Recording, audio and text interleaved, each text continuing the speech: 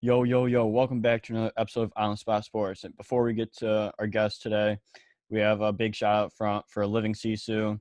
Living Sisu is a platform and app that wants to give you all the tools to have success in your sport. Their main objective is to activate your lifestyle. So it's for active people. Enjoy discounts at companies like BioSteel, 30% off, Body Logics, the Goalie Guild, all his books are discounted. Roan, Lululemon for men, 20% off. Online stretching programs with Eccentrics, 1 full month free. They got super silent massage guns, 20% off those. And it's a great quality. It's way less expensive than a Theragun, and it's great quality. So there's so many more discounts that you guys will need to just become a member to see. So they want to provide you with anything you need for success. So come join the community.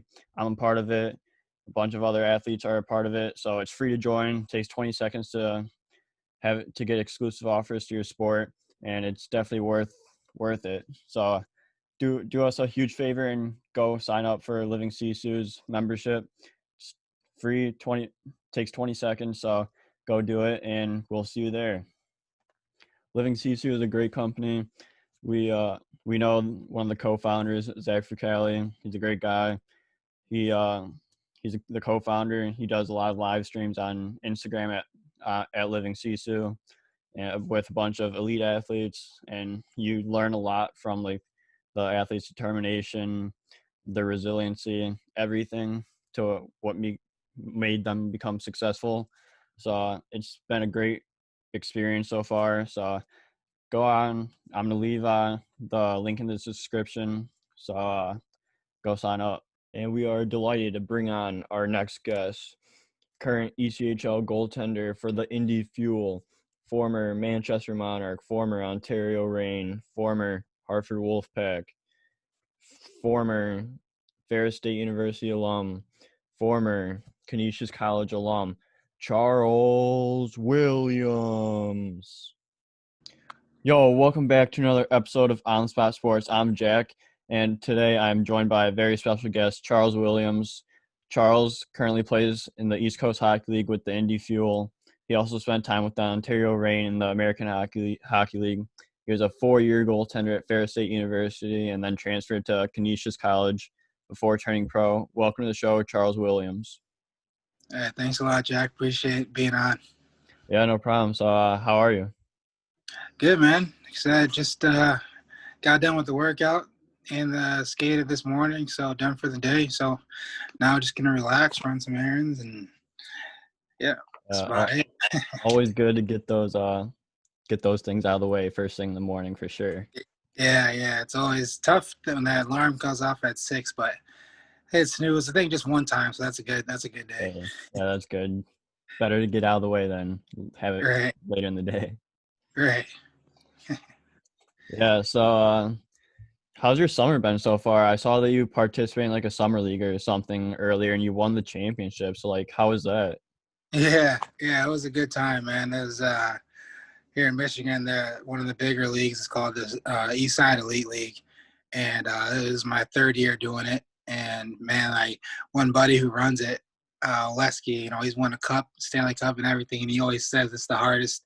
The summer league is the hardest cup to win. So it was fun. We had a good team, and he did well. And with all things considered, he was able to work around like COVID and the rank restrictions and everything. So it was really great to be able to continue that, even with all the hectic things. We started later and stuff, but it worked out. And yeah, we were playing well. We got hot at the right time, so it was fun.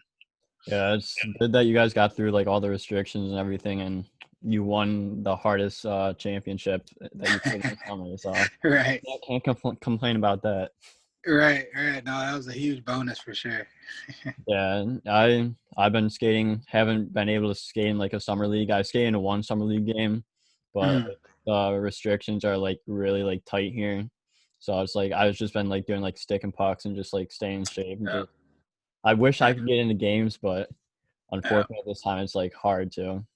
It's tough, man. Like a lot of rinks are shutting down. We have a few rinks out here that's been shutting down. And I think the goalie school or the goalie coach that I work with, the rink's going to be down for 2 weeks. So guys are trying to find ice and scrambling. And so, yeah, it's a crazy time. It is for sure, and we'll only get through this, and you just gotta stay healthy, stay safe, and that's Yeah, all we can do. 100%. That's all I can do for sure. For sure. Yeah. So for those who don't know you, can you like give our viewers a little background, like when you started playing hockey, the teams you played on, like why you became a goaltender? Yeah, yeah, for sure. So I started playing AAA here in Michigan. Played for Honeybake for a couple years, Caesars and CompuWare. In between that, and then I went on my last year at AAA. I got drafted by Des Moines Buccaneers in the USHL. So I went there, played a year there. Um, was planning on coming back, but I got hurt in the preseason the following year, and then didn't have a good camp. Got sent down. I played in the North American Hockey League for a year, and then went back up to the USHL and played with Lincoln. Um, and then that year, I committed to Ferris State at the end of the year. And then, yeah, I was there for 4 years. I redshirted my sophomore year. I had a medical redshirt.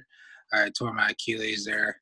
Um, but then, yeah, bounced back. It took a long time to kind of get back to that same feeling, that same confidence and stuff. That was a struggle, but battled through that. And then, yeah, I just didn't play much, and I wanted to just get the right fit, the right opportunity, and I graduated, and I was able to get my master's at Canisius in sports administration. So that was a really cool experience, and just a great year, a memorable year. Had a great time, and it was fun to be able to check out Buffalo and play on the East Coast. And so yeah, that was cool. And then after that, I signed into with Manchester after that year on the coast. And yeah, like I said, this is my 4th year now.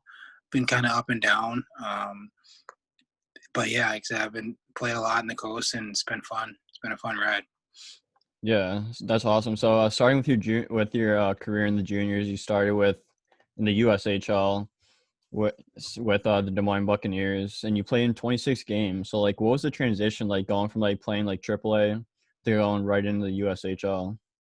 Yeah, that's a great question, man. I tell everybody that that's like the toughest jump, like, especially for me. Like going from AAA, or I guess I think at the time 18U, so yeah, 18, maybe some 19-year-olds to guys who are 21 who's been in the league for 3 years.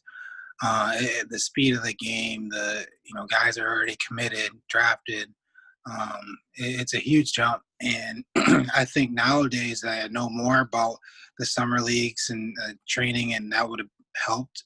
That wasn't as big then, but it definitely was there. I didn't really know too much about it, but yeah, it's a huge jump. It's a huge eye opener because when I came back my 3rd year juniors, it felt like it was AAA again, in terms of the pace, just being experienced, playing in the league, seeing it before, and then going from, obviously playing in front of 5,000-6,000 fans is a huge difference coming from AAA where you have, 30 parents in the stands. So it is definitely an eye opener, a great experience moving away from home.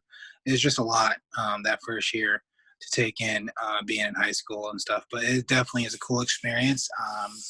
I had a blast being in Des Moines. Build families were great. The team was great. The town was great. And I definitely enjoyed every minute of it. That's for sure. Yeah, so how was it going to like a billet family? Because you were living with your family and then you moved to a billet family. So like, how was that transition? Yeah, it was actually mine was I got lucky because I had a really good buddy of mine actually lived with my family and I when he moved to Michigan because he's from Des Moines and he played AAA with CompuWare. We played on the same AAA team. And then his senior year, or his junior year, he moved back to Des Moines. And I told him I got drafted by Des Moines, and we're like, yo, I was like, so we pretty much did the flip. So I lived with him and his family. So it worked out awesome. Like he went to a different school than us, but that was cool too because like I was able to kind of like get out and meet like his friends, and then have my own at my school too. So it was a really cool experience. I lucked out, so I didn't have to worry about like not knowing I knew his family, I knew his grandparents. We knew everybody, so it was really tight knit, and that made it the transition is so much easier than living with someone you don't know, you just met. So that was really helpful at the time. Yeah, that's like best of both worlds right there. Like like who you're living with, and Right. you lived with you the year prior, so it's like Yeah. little flipperoo. Yeah, man. Literally, it was like a blessing in disguise. And I I remember I found out after the last All-Star game that I made it, and I told my dad I was gonna come home and play a joke and say that I didn't. And so when I got home, they were like waiting, excited to hear the news, and I'm like, man, yeah, maybe next time. I was like, I didn't make it, and they're all down. I'm like, oh, just kidding, just kidding. And then so then we started planning everything. So yeah, it was a fun time for sure. That's just awesome. So you're talking about the atmosphere going from AAA to juniors. Like, how much of a difference did that make to like make like the junior experience even better? Man, it was funny. I remember it too. First game, they announced so we all stood at the red line, and they announced every single player starting numerical order, from one all the way down to the last number. And I can't remember what number I was, but everyone has a straight face. They're skating up to the red line, and to me, like I said, it was packed. There was probably 5,000, fans, and it was a tight, smaller, barn. So like it was loud. Man, there's a picture of me, and everyone has a straight face, and I'm just like, like the biggest smile. Like I couldn't stop smiling just because everyone was just. It was loud. It was rocking. It was my first game. I had jitters, like all the above. And but you're able to get used to that as you travel into different rinks, different places.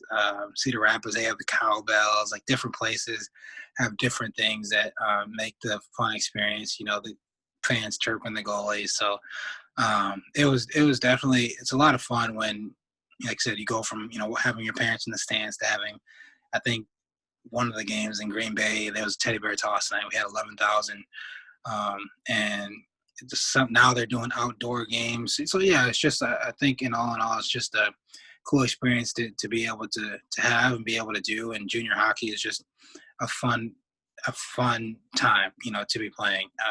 Especially like I said, you're away from home, can on your own, do anything, and yeah, it's a blast. Time.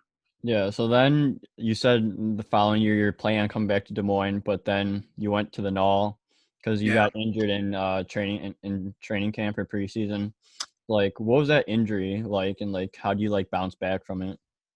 Yeah, it was tough, man. I had some knee things going on, and I was kind of, it was in my head. So I just didn't have the camp I wanted to at the fall classic there in USHL. I didn't play as well as I could have, and I knew it. And when I went to the locker room, coach said, "I'm going to send you to Owatonna Express." At the time, that team was now bought out by, that was Odessa, I believe. And I was just like, I remember being like what? Like I never thought about that. Didn't prepare for that. And I had no idea. So I called my parents. I'm like, yeah, I'm going to Owatonna. He's like, where's that? My dad was getting mad at me. Like, I have no idea. Like, this is what they told me. And so I guess I ended up going there with one of my buddies from the camp too. And I had an absolute blast. It was great because like it was small town in Minnesota, southern Minnesota, small town. Literally, there was a Mexican restaurant, Applebee's in there, and that was it. um, and my billet family, the Spitsacks, best billet family ever. I stayed with them, and they brought me in, and it was from day one. I didn't want to leave. It was a great time, and it was cool because there wasn't the 5,000 fans a night. It probably legit got about 500 to 600, and that was a good night.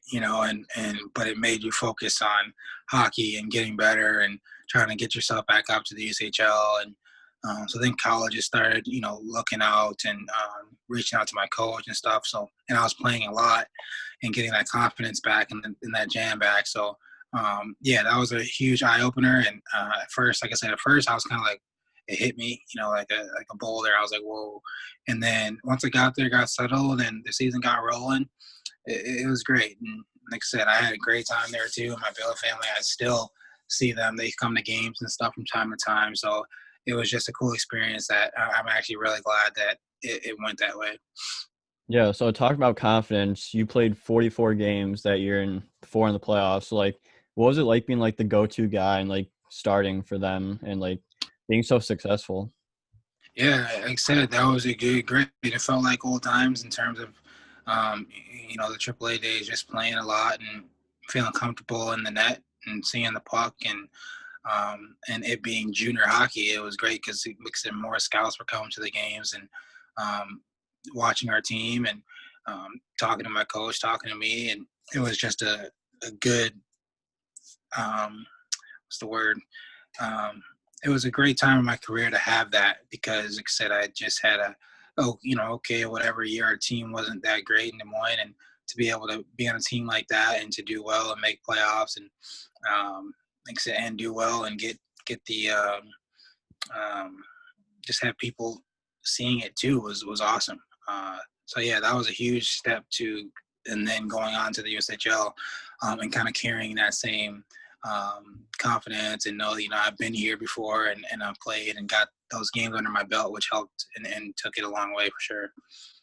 Yeah, so like how do you prepare for like playing a ton of games? Like what do you do for like recovery? Because you're as a goalie, like your hips and your legs get really sore, especially playing that many games. Like what do you do to Yeah. recover? Yeah. I mean, honestly, the biggest thing is eating well and getting your rest. I'm a big like I'm usually the first one there and the last one to leave. My wife can attest to that too, and being the last one in the rink after games and stuff. But I really take it upon myself to prepare, warming up, cooling down, getting fluids, liquids, just so you can be at your best at all times. So yeah, after games, I'm usually in there. I have like a routine for like a good 20 minutes.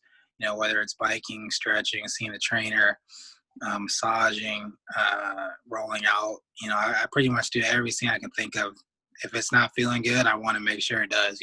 So and that's helped year after year and year out, just in terms of playing a lot of games and being healthy and being able to play well in all those games too. So I think all those things go hand in hand with just playing well and having your mind right to play a lot of games. Yeah, I'm with you there. I'm usually the first one there and the last one to leave. So I know the feeling. You're right. But you just got to be there, prepare at the beginning, and Yeah, then just do everything you can to recover towards the right. end. 100%. Yeah. So do you think that recovery was one of the reasons that made you so successful in the NAL, especially with your team being such a good team? Man, well, actually, it's funny because like at that time, I was a little younger, so the muscles, the bones were a little stronger then. I honestly didn't. That is when I first learned about nutrition. We had a nutritionist come in and talked about, whether it's napping or food or when to eat, when to carb load, when to, do all kinds of things. We're all at that age and we're really learning, how you do your pregame meal and all that stuff. Now that I'm older, I've learned a lot, but I honestly didn't truly learn about the importance of just recovery and working out until college. You notice a big jump with how important it is to come in, fit to be ready for testing. Because in juniors you don't really have the testing. Some teams do a little bit, but when you get to college, it's really you have 10 tests. You got the 3 on ice tests, and it starts to become a lot more serious. So when I went to college is when I really took it upon myself to make sure that I'm eating right, exercising, recovery. But yeah, juniors, I was more so just kind of playing. I obviously would prepare and stuff like anyone else, but didn't really, after games, hey, the team, they'd have Little Caesars, on the bus, and you get out, you get dressed, maybe do a couple stretches, and you're, mucking pizza. And then I learned that, I can't do that now, So I think college definitely helped me realize that, if you want to be, good on the ice, it's about, what you put in your body and how serious, how much of a pro, you treat it. Yeah, nutrition's such a huge part in an athlete's life because like I also run cross country and track for my school and play hockey. So Wow. like recovery and like nutrition, like that is all super important. And like Yeah. I didn't really like find that out until like literally like last year. Yeah. And like as I was doing it last year, like I felt so much better and more recovered and everything like from my nutrition and Yeah. just like overall recovery, like Yeah. treating like my body how like it should, and like making sure it's recovered, making sure it's rested and all that. And like my good friend Jamie Phillips, who's a nutritionist, Oh yeah. he's he also really taught me how like nutrition is so important like in athlete's life and like how it Yeah. can really enhance performance. So it's good to have him like teach me that, and it's ever since then I've been taking everything super seriously, and my performance has been way up here. That's awesome. Are you talking about the Phillips from Michigan Tech? Yeah, yeah, Oh, okay. Awesome. Yeah, yeah. Yeah, that's great, man. That's yeah. awesome. So it's so good being like at your peak performance when you should be, instead of like just like going up and down. Right. I mean, it's amazing how much like you notice a difference, like in terms of your being able to recover after a skate or a workout, or run. Like it's amazing how your heart rate, how much quicker it can come back to that resting, metabolic rate when you're eating well as opposed to not. It's night and day, and I just, you don't want to feel, the bad way. So I was like, Yeah. that's what we gotta do, and I enjoy it. So Yeah, you works. never really think of that until like you're actually competing and like your Yeah. performance is going like up and down. Like you Right. know what's going on. Then when you do the stuff you should, like Hmm. it just goes uphill from there. Yeah. 100%. Yeah. So then the next year you go back to the USHL for the Lincoln Stars, and you had another big year for you. So like, what was that opportunity? What getting that opportunity to play back up in the USHL with Lincoln?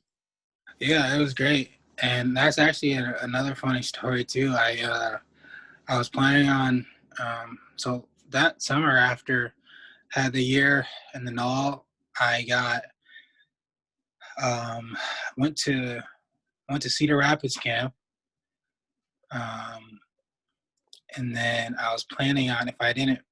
I think there's two camps. I went to Cedar Rapids camp. It was so-so, and then I went to Lincoln's camp.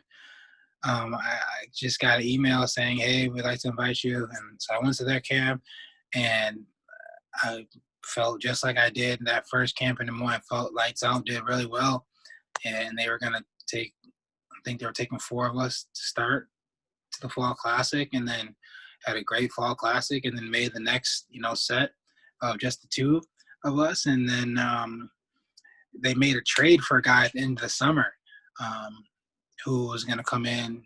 Um, his name is Jackson Tygrove, and they're playing. I was hearing that he was going to be the starter, this and that. I'm like, oh man. So I played the first game. I actually got a shutout. It was great, and then I didn't play for like I think it was 16 games. I didn't play for like 2.5 months or something. And I'm like, I was like, well, I was like I said, it was tough. It wasn't easy. I thought this was the year. Like I said, I had a great first game, and I didn't see the ice. And then all of a sudden, I got an opportunity end of December, January, and it was just me. And then I just kind of just was playing every game. So it was definitely a slow start, huge eye opener, but I stayed with it. Stayed in practice, and um, I remember I was talking to my buddy on the way to the rink, and I was like, bro, if I don't play, because I think we had lost a couple games, I was like, if I don't play this one, I'm gonna have to ask for a trade. And he's like, yeah, I hear you. And then the coach said I was starting and played. We won, and then after that, I played pretty much the rest of the season, and it was fun. We played well, got up to the conference finals, um, and then lost to Waterloo. But it was a good experience. I had committed to, like I think before the playoffs or right around that time to Ferris, and at the time they had went to the Frozen Four and stuff. So I was riding high. After the start of the year, it was a huge turnaround, and that was cool. And yeah, so that was the story with that my last year. Yeah, definitely not the start you want, but hey, you got Yeah, through it and you played right, majority of the games after like December, so right, made the right, most of your opportunity. for sure, for Yeah, sure. so how was playoffs, like playoff hockey in Lincoln? Like what was the atmosphere like and like how do you guys do? Oh yeah, man, it was nuts. That was my, we didn't make it in Des Moines, so that was my first, playoff in terms of in the USHL, and it was a blast because Lincoln's a tough place to play, and um, it being on the home side of it is great. Because they can get rowdy, they get the lights, the glow sticks going, and yeah, it gets fun. We have a cool like intro and everything, and so yeah, that was great. I think except we won our first one. Um, except played all of them, and then like I said, I think we uh, won the next one too, and lost to Waterloo in the I said the third. I can't. Yeah, it was Fargo, and playing Fargo was fun too. But yeah, it was fun. Like I said, it was like a professional first time playing a best. I think we played a best of five. I think it was like best of three, and the rest were best of five. Um, so yeah, it was a blast. It's a tough ending. We had a good team, but it was a good run and a good experience overall. Yeah, for sure. And then you committed to Ferris State University that year. It's like what went into like picking Ferris State as your go-to school for the next 4 years? Yeah, the biggest thing with Ferris was they reached out to me when I was in Owatonna in the Knoll, and that was a huge eye opener. Just in terms of they've been looking at me, they know who I am. They know what they're gonna get, um, and they've always kind of stayed right there with me. And then cause they went to the Frozen Four, and I'm like, oh wow, I was like, this is a program. This is a program that is looking to succeed and looking for their players to succeed. And not only that, but they've had some great goaltenders before I went there, like Pat Nagel, some All Americans, CJ Mott, who I skate with now, and who were there. And I'm like, these guys are producing great goalies too. Um, Taylor Nelson's another one. So I'm just like, wow, I was like, they're a powerhouse back there, and this is definitely something I want to be a part of. And they've been looking at me for 2 years now, and it's 2.5 hours from home. So it was just looking all up. It was all looking up. So I was just really fortunate enough, and they told me to just don't worry about that. Just keep. He said, good luck in playoffs. Just focus on playoffs, and we'll talk. We'll touch base because I think, like I said, that was the same time that they were going to the Frozen Four. So like, not only was uh, uh, they were looking to recruit me, but they're doing big things themselves, and it just felt cool to be a part of that, or like going into that. Yeah. Um, so yeah, that was just a huge. It was just riding high, and that was just a huge thing for me, and I just wanted to be a part of it. Yeah, so going into your freshman year, like what was the experience like going into freshman year and you played 5 games, I think, or something like that Mhm. your freshman year. So like what was that like? Yeah, so that year, like I said, I was behind. Most of the time, I was behind CJ Mott, um, who ended up being, a top 10 Hobie finalist, and being able to watch him and learn from him and just being on ice with him helped a lot. I knew it was gonna take some time to adjust and to learn, and so yeah, just pick his brain and adjust my freshman year, and that's what that was.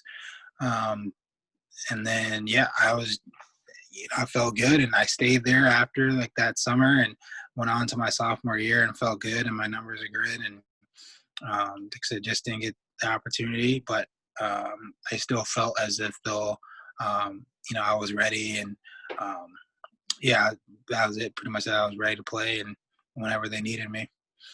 Yeah, and then you redshirted your sophomore year, I believe you said earlier. So Yeah. because you had Achilles problems, like what was like your mindset through dealing with that and like battling to get back? Yeah, so that was tough. I guess I said sophomore year. I meant to say junior year. It was tough because I was going into my. I can't remember how it went. I was going into my year, and I was coming off a year where I felt really good.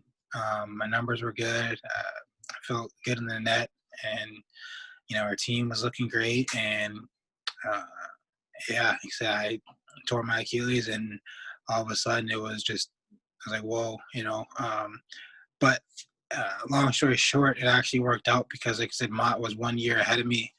So this gave me another year, for so that we'd be 2 years apart, so that when I'd be a junior and ready to go, he'd been graduating and stuff, so that I'd, get a chance to play. And I was looking forward to that. But I just wasn't the same, me on the ice. I didn't feel the same. I didn't look the same. And it was just a tough transition that next year. And yeah, like I said, and I was in my own head that I didn't feel the same or look the same. So that was really tough. And I had a tough junior year, and they kept giving me the opportunities to start and take it away, but I wasn't playing well. I wasn't running with it, and that was on me. And ever since then, I just took it upon myself to just continue, like I said, to prepare and to do all things that I can and make sure that I'm ready, so that there's, almost like there's no setbacks when things like that happen. So yeah, it was definitely tough, sitting on the sidelines, watching the team play, but I knew, I was doing everything on my end to make sure that when I do come back, I was ready. And I wasn't, and that was tough, but it ended up working out because I had another year, so I was able to transfer and go to Canisius and have a good year. Yeah, and so in 2016, I believe you guys were WCHA champions that year. I believe Yeah. that was your junior year. So, like, what was that like, getting like a positive spin out of things? Yeah, that was fun. Like I said, we were, it was fun to watch. We're playing against some good teams, um, right there neck and neck with North Dakota and Minnesota, Duluth, and all these top teams at the time. And it was just to be able to play that kind of hockey at that time of year is always a blessing. And we had a team that I think at the time we were just everyone just loved being there, being around each other, playing hard, and it really didn't matter what the outcome was, just because we knew that everyone was going to give it their all. And even though I wasn't playing as I was still along for the ride too. Making sure in practice that I was giving it my all and making it tough for them, and they said just to be ready whenever your number was called. So yeah, it was definitely a lot of fun. I feel like it was just the other day, but yeah, we had a good team. It was a good ride. Yeah, that's awesome. That's all you could do too. Is just stay in shape, get your team working, and just like Right. be focused on the next opportunity for you to play. For sure. Yeah, so you were saying a lot about like how CJ Mott was such an important role model for you. So like, how important was it to have CJ Mott like be like as your starter and you looking up to him? Yeah, I mean, CJ was the captain there his senior year, and um, it was really cool to watch. Like just in terms of how he controlled the game and his emotions. While being a captain, like I said, it doesn't happen much and it doesn't happen often. I mean, and to be able to see that and watch him handle that was just really cool. CJ was someone who was just real, driven, focused and worked hard.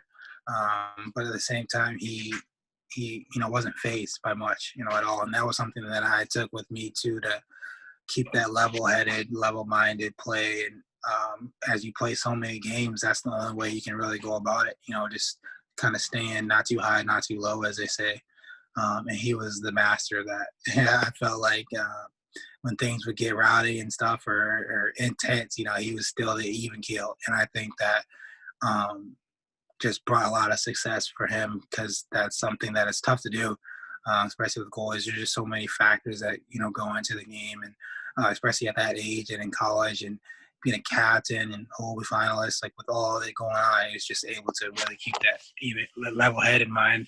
And I just thought that was the biggest thing that I feel like I took, just because I just thought that was pretty impressive. Yeah, would you say that ever since that happened, like you took your level headedness throughout your entire game and still apply that to your game today? Absolutely. That's the one thing. And even with my goalie coach, AJ Walchek, we'll go through a series, and we'll play it out, and it might, we might play it out for 10, 15 seconds, and you're just gassed. And if you are able to keep that puck out of the net, he'll even talk to you and he'll just say, okay, now reset your mind, next set. And like, it's something so small, but at the end of the day, it's something so big as say it's game 7 overtime, you need to make that backdoor save, instead of being so like wrapped up in the moment. It's just like, you've done this 100 times, like, and it just allows you to kind of reset and continue game after game out. So I think that is something that I will keep with the rest of my career, and something that has helped me out, because I was not always like that. I was actually the exact opposite. I was a hothead growing up in AAA. If I got hit in the head, I'd get mad, throw my stick. If I got scored on, oh man, it was not good. So now being older, playing a lot of games, and just being in the moment, you're gonna get scored on, but obviously you do everything you can not to. But I think keeping a level head allows you to continue to play, because it's 60 minutes. It continues to play throughout and keep your head throughout the 60 minutes, and then you're done. But yeah, that's one of probably the biggest things that's helped me throughout my career, is just keeping that level head, not too high, not too low. Yeah, so then you took your level-headedness in Canisius College, so you transferred there. You're for your 5th year. So like, how is getting used to Canisius, and like I read that they looked up to you for like leadership and like saying how calm you were, how calm you were. So like, how important was being a leader for you in the locker room? Like, how did that help you throughout like your life and your career so far? Yeah, that was huge. That jump was pretty cool. I remember I went to a coach at Ferris, and I said I, probably look to transfer from my last year. And, these are some of the teams that recruited me before I came here. If you could reach out and let them know, blah, blah, blah. And he was like, all right, yep. And then I came back. He came back to me with 2 teams, which neither were on my list. And I'm looking at them like, all right, what's this? And then one was Canisius and the other was RPI. And I was like, oh man, all right. He said, these are the teams that reached back out to me. And so I'm like, okay. So the Canisius, the assistant coach had played at Ferris years prior. So he was an alumni. So I was talking with him, and we just hit it off as soon as we started talking. And I think this is like, so the season's over. We're kind of, we had our break, and now we're back to working out. And like, oh man, I want to say it was like April, late April. So towards the end of the school year, and just working out as a team and stuff in the off season. And so it was weird knowing that, I didn't say anything because I didn't know what was going to happen, but it was weird trying to figure out my plan for next year, knowing I wasn't coming back, but still working out with the boys and preparing. And then, yeah, when I went home, I got graduated. I talked to this guy, Trevor Large, for about 2 weeks, almost every other day, and we just had a great connection. And I loved everything he was talking about in terms of the program, the guys that they were bringing in, the guys that they had and wanted me, to be a part of. It was something that I said I just really wanted to be a part of. And yeah, I don't know. It was huge. I came in and had my visit, and it was amazing how different it is from going from juniors having your visit to being a 5th year having your visit. The coaches talk to you different. You talk about different stuff. It was a completely different experience from before I was a freshman to my 5th year, and it was cool. I was like, man, this is great. I can't wait. And so I graduated, and then 2 weeks later, I was in my master's at Canisius. I took 12 credits that summer, and yeah, we got the season going. And when I got there, it was just, we had a meeting, and I was like, this is awesome. And I loved every part of it, and kind of kept going ever since.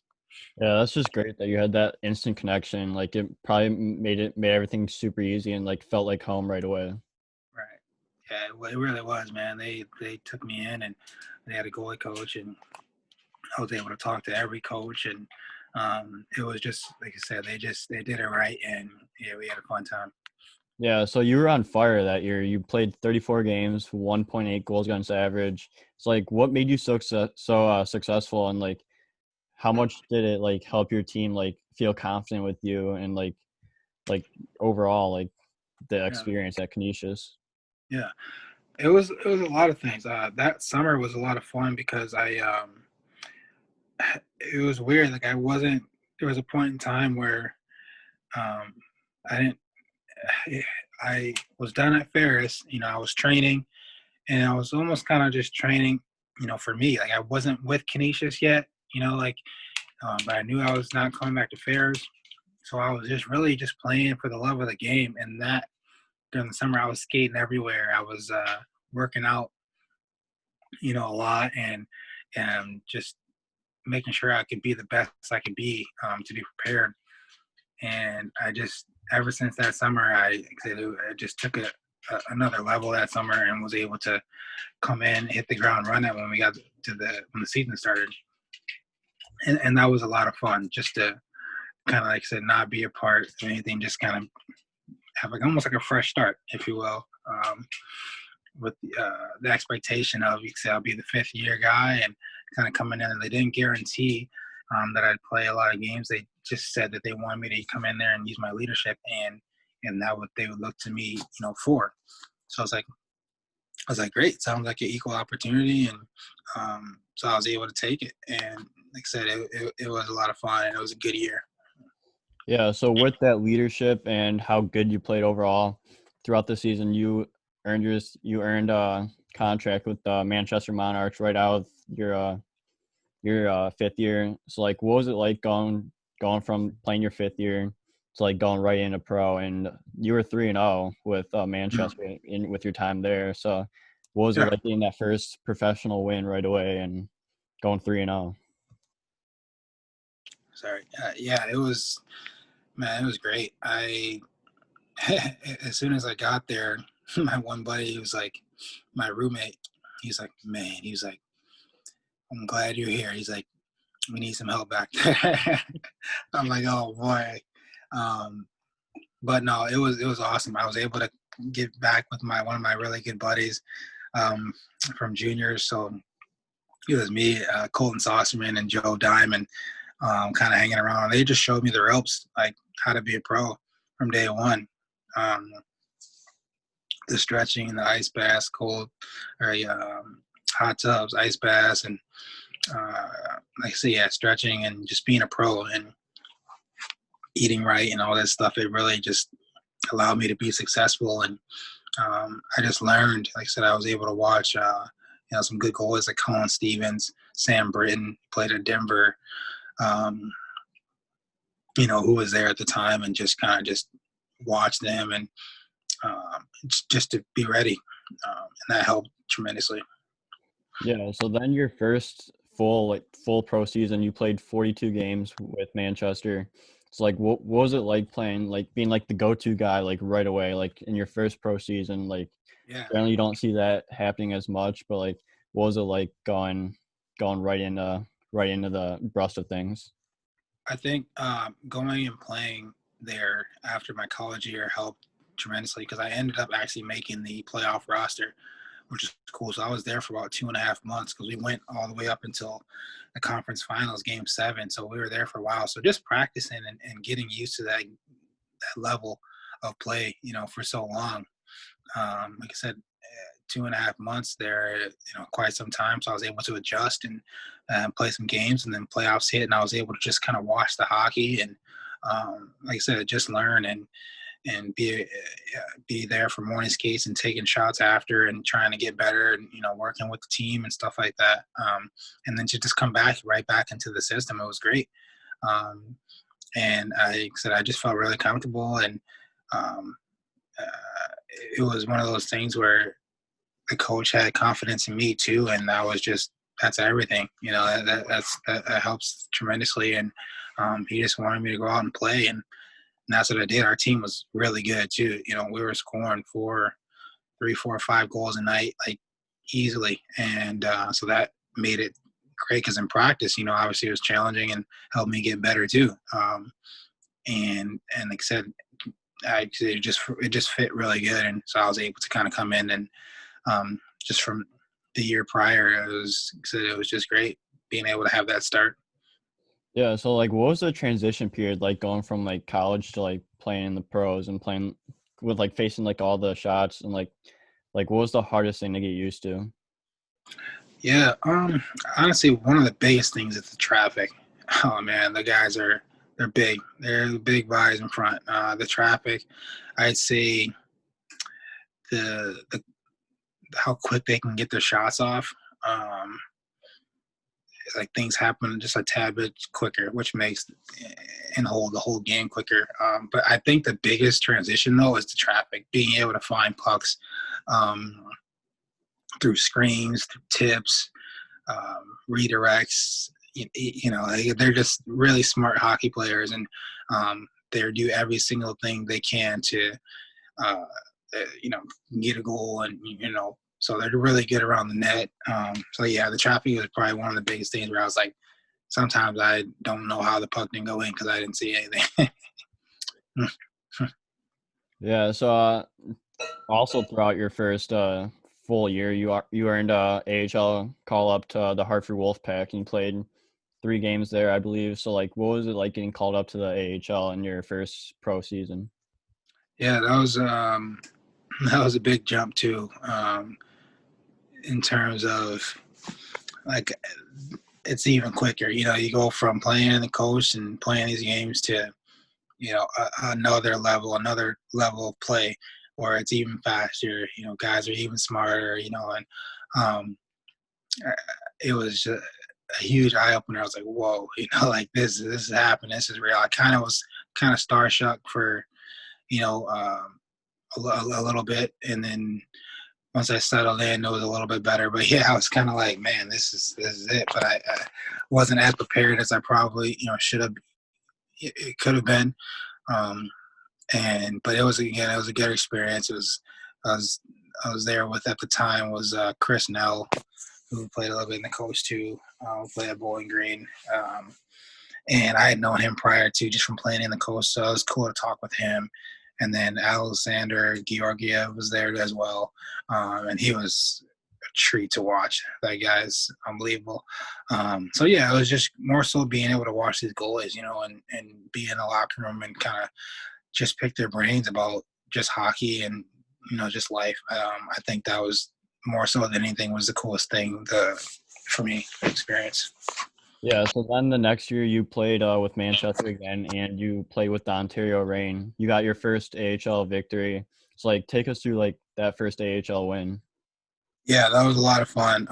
So I had been in the LA organization for some time, so being able to put that jersey on, and my parents were there because they actually moved to Ontario, California too, like the year or two prior, and so it was cool to have my family in the stands for it, and um, it was a great night. Almost got a shutout. I think they scored with like 45 seconds left. I know it hit off my buddy went to block it. It hit off him. Guy was coming around the net, and I saw him coming. I'm like, oh. So I tried to kind of hit the splits over there, and he got it before me. But my buddy looked back and he felt so bad. Um, but it was cool. I felt great. It was I think it was against Stockton and our team. We played awesome, and yeah, it was just a great night. Except the fans are great, um, and I was feeling good. Practice was going great, and like I said, it just kind of continued throughout the game. So that was cool. Yeah, it just sucks you didn't get your shutout in your first game. Yeah, I know, right? That'd have been a story. Yeah, for sure. So then you went back to Manchester. You played in 11 playoff games with the Monarchs. Like, how did you guys do throughout the playoffs? And like, what I know it was your second stint in the playoffs with Manchester. So like, what was the biggest thing you learned during your second professional playoff stint? Yeah, I would say it's actually interesting too because so um, the year prior, I felt like I said the experience helped so much, in terms of being there When they say, you've been there, I think that is actually, it's huge, because it helps throughout. One, I think we played a couple, 2, 3 overtime games, um, and we're playing for till 11, almost midnight, and it's crazy, and you're just kind of gear soggy, like guys are shooting the puck from the blue line because they're so tired, and I think being there, quote unquote, helps with the mental piece of that, and then having to be able to have a day off and then go back at it again the next day against the same team.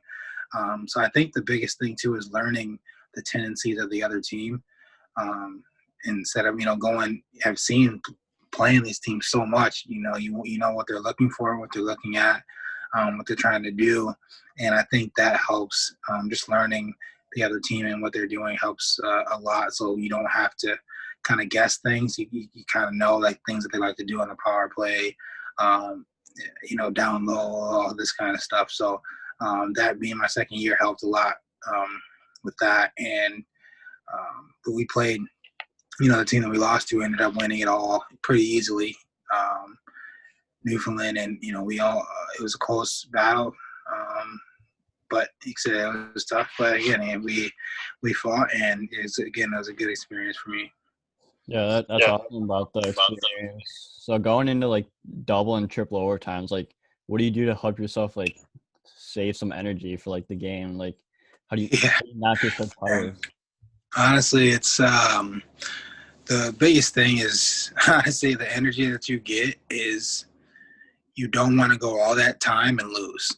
Like you're like, all right, well, we're playing from literally 7 p.m. to almost 11:30. Like if we lose, that's going to be even worse. So you really want to fight to win, or you feel like it's for nothing.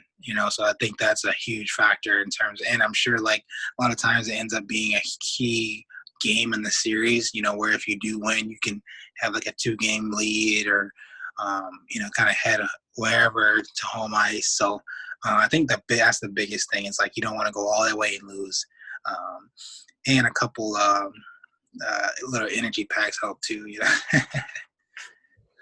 Yeah, definitely those double, triple overtime games are definitely they're fun to watch, but like as a player, I'm sure it's like nerve wracking especially as a fan, it's nerve wracking because I was at a triple overtime game for my favorite team, and like they lost unfortunately, and like I was there till like 12:30, so like Oh yeah. it was definitely a nerve wracking 5 hours. It's definitely I definitely feel you there, but maybe Yeah. not as like the player standpoint, but like as the fans, yeah, for sure.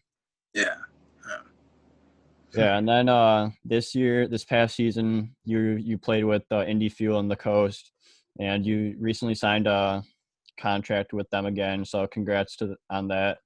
Thank you. And so, like, what was like the experience playing in Indy? Because Indy's usually not like you wouldn't think of as a hockey city. So like, Yeah. what was it like playing in Indianapolis? Yeah. No, I thought the same thing, man. But they have a great organization, and a lot of the guys. So when Manchester they folded, the coach went over to Indy, and a lot of us, I think it was like 8, 9 of us from Manch signed and over and stayed with him in Indy, just because he's that good of a coach, and we know kind of what he's about, what he brings, and Indy is a great town, man. That we'd get about, I'm gonna say 3,000 to 4,000, maybe more a night. Every night, and that was the cool thing that Manch didn't have, was that, you had fans in the stands every night, a lot. They're loud. They're rowdy. They love the game. And yeah, Indy made for a great city. Like we were right there on the fairgrounds, and so a lot of fans would always come out, and we did a lot of stuff in the community. So that was a lot of fun too. Um, and yeah, just the way that the organization as a whole goes about treating their players, and the ownership. He comes to every game. Um, if we're on a bus, he'll be at that game. If it's home game, he comes in, shakes our hand after every game, and talks to us. So it's just a good feeling, when you have that from the top. Them kind of letting we see the work that you're doing, and it's not just kind of happening. We appreciate it, and we want to let you know how much we appreciate you and stuff like that. So that stuff goes a long way. And needless to say, that's how I signed back again in Indy, just because I said it's a good spot for my wife and I, and we both enjoy it there. And just really excited to get back.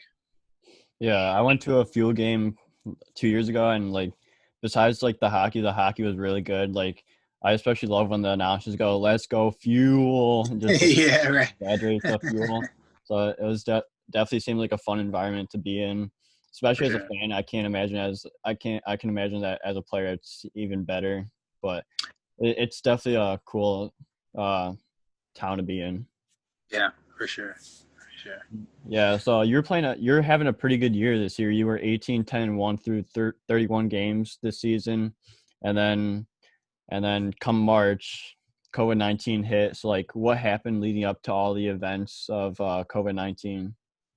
Yeah, I remember we were supposed to play, and then I think it was that Friday, we were supposed to play like the 13th, and then you know, they pretty much canceled or ceased all the games that weekend, and we weren't allowed to practice. We were at the rink ready to skate, and then that it went throughout the NHL, the AHL, the Coast, SPL professional leagues, saying that we won't be practicing today.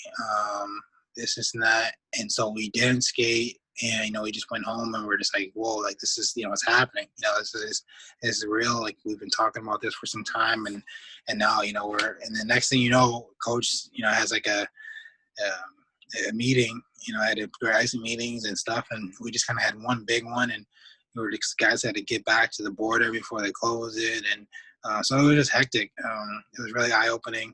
Thankfully enough, my wife, she works like right by where we stay, at the apartments there, and so we were there still for another like month or so. So we were able to kind of like slowly like get ready and move back home and stuff. So we weren't rushed, which was nice. But yeah, it was unbelievable. We were like, wow, we didn't really think the season would come to an end, but obviously, as we've seen, it makes sense knowing what we know now. Yeah, it was just eye opening. That's for sure. Yeah, for sure. It was just one hectic ride right there. Cause like Yeah, I had practice one day for track, and then the next day, like our coach brought us in and was like NCAA canceled like literally everything, yeah, and that was the same time as like NBA, yeah, MLB, all that canceled, NHL. So it was just like a weird time without any sports at all, and yeah. It was. definitely not fun. But I'd rather Yeah, be safe than sorry. for sure, for sure. I agree. I agree. Yeah. So I have a few more questions for you before we let you go. Okay. So like I was doing some research on you, and I came to find an article from the ECHL website, and like how you found like a new appreciation for hockey throughout the last few years. So can you go a little more in depth about like what that article is talking about, if you don't mind? Oh yeah, yeah, yeah. So last year, I was at Rockford for the main camp, training camp there, and we had to go through our physicals and everything. And trainer comes to me and he, brings me aside, and I'm like, what did I do? Like, what's going on? He's like, he asked me a couple questions, and he said that, I failed, or I tested like negative for, uh, or positive for something with my heart. So I'm like, oh wow. I was like, have you heard anything about this? I'm like, no, I have no idea. And um, then I, since if you test negative, you can't, you fail the physical, so you can't play, you can't skate, anything. So now I'm like, I don't know what's going on. So my wife came, picked me up, met my coach from Indy. He drove me like halfway. We met, and then I drove back, and I had to go back and get like that week while they're at camp. Everyone's like, "Oh, what's going on?" I was like, "Man, I don't know. I failed the test. I have to go home, and I had to had to go to the hospital like every other day, run different tests for my heart, and they found that I have a heart murmur, um, pretty much saying that your heart pumps and it has like three valves, but I only have two. Therefore, they're working, twice as hard. And the way the doctor explained it to me, he said that if the valve would have been a centimeter, I think larger, it would have been, I wouldn't have been able to play. And that would have been it. But since it wasn't, he felt that my tests were good. I haven't had any issues with it at all. And I was able to continue to play. He said that I'd be able to go. And as soon as he said that, I swear I didn't breathe that entire week. That was the first time that I was able to kind of relax and let my family know and know that I'd be safe, playing, and went throughout the year feeling good. To start the year, I was kind of like, it's a slow start, honestly. I remember I was 3-6-1.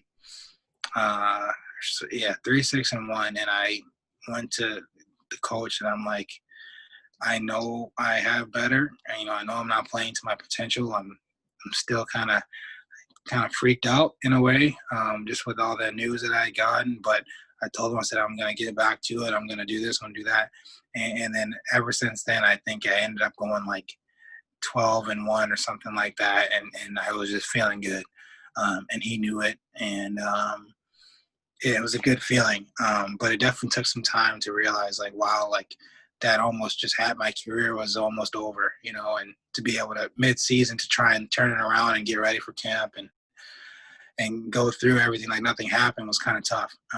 So after kind of got over that and knew that I was okay and going to be safe and we're going to monitor it, and I checked in again with the doctors at the end of the season and said I was good. And so it was just reassuring to know that obviously it was something that was really close, but something that I can live with, I can play with, and keep going. Yeah, so I know that's hard, so thank you for sharing that. And I read that, and it was like, it was definitely inspiring, and like how like you're still playing, you're healthy, and like I'm glad to see you still playing. So that's all good. Appreciate it. I almost, like, sometimes I forget about it just because there's so many things that's happening with the COVID and everything. Yeah. I sometimes even forget myself. But no, it just, that's the reason too why I really enjoy playing the game, because like I said, I almost thought I played my last game, and to know that just brings another level of passion and drive for sure. Yeah, and hockey's the best sport, so gotta There you continue go. playing as long as you can. There you go. Yeah, so my last question is, I saw that you love playing roller hockey. It's like, what has been like your favorite roller hockey memory? Oh man, so many. I would say, so when I started out, yeah, I didn't start playing ice till I was 13, but I started playing roller at like age 7. And one of our good family friends, he owned a roller hockey team, and he wanted to take that and build for every age level. So he built one from 6U all the way till, pro 20, 22, 23 and up.